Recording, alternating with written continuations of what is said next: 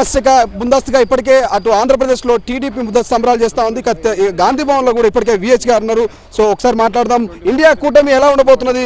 కూటమి తప్పనిసరిగా పవర్లో రావడానికి స్కోప్ ఉంటుంది. ఏదైతే ఎగ్జిట్ పోల్ తప్పు ప్రచారం చేసింది దాంతో చాలా మంది అనుకున్నాం, కానీ రాహుల్ గాంధీ చేసినటువంటి పాదయాత్ర కన్యాకుమారి నుంచి కశ్మీర్ వరకు ఆయనకు ఒక ఆలోచన వచ్చింది, బడుగు బలైన వర్గాలకు కులగణన చేస్తాని, అదేవిధంగా జిత్తున ఇచ్చేదారి భాగీదారు అన్నాడు. అదేవిధంగా మందకృష్ణ మాదిగ కూడా మాదిగోళ్ళు ఓటే అన్నారు, కానీ మాదిగోళ్ళలో కూడా ఆలోచన వచ్చింది, అరే ఇవన్నీ వద్దురా బాబు, ఈసారి రాహుల్ గాంధీ దేవాలయం కష్టపడ్డాడు, సోనియా గాంధీ ఇచ్చిన మాట నిలబెట్టుకుంటుందని తప్పనిసరిగా 10 సీట్ల పైననే 10 సీట్ల వరకు అయితే గ్యారెంటీ వస్తుంది.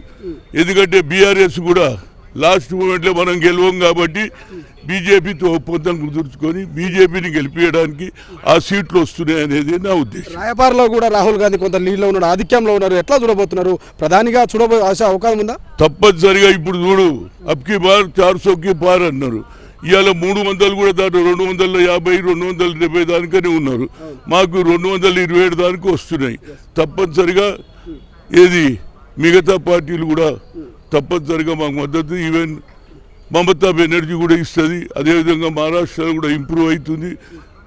నీకు తమిళనాడులో తెలుసు, ఎక్కువ సీట్లు అక్కడ ఒక బీజేపీ వచ్చేటట్టు లేదు. అక్కడ ఏదైనా డిఎంకే వస్తుంది, ఏదైనా వస్తే అన్న డిఎంకే రావచ్చు. అక్కడ సీట్లు కూడా మా అందరికీ ఉపయోగపడతాయి అనేది నా ఉద్దేశం. ఏపీలో కూటమి వచ్చే అవకాశం కనిపిస్తుంది. 153 స్థానాల్లో కూడా కూటమి ఆధిక్యంలో ఉన్నది. దాని మీద ఏం చెప్తారు? ఏపీ ఆంధ్రప్రదేశ్లో కూటమి ఆధిక్యంలో ఉన్నది 153 స్థానాలు. అవును, తప్పనిసరిగా వాళ్ళందరూ కూటమి ఉన్నప్పుడు కూటమి తప్పనిసరిగా ఫైనల్గా చంద్రబాబు ఏదో అక్కడ ఉన్న జగన్మోహన్ రెడ్డి పరిశానిలా ఆయన బీజేపీతో పొత్తు పెట్టుకున్నాడు.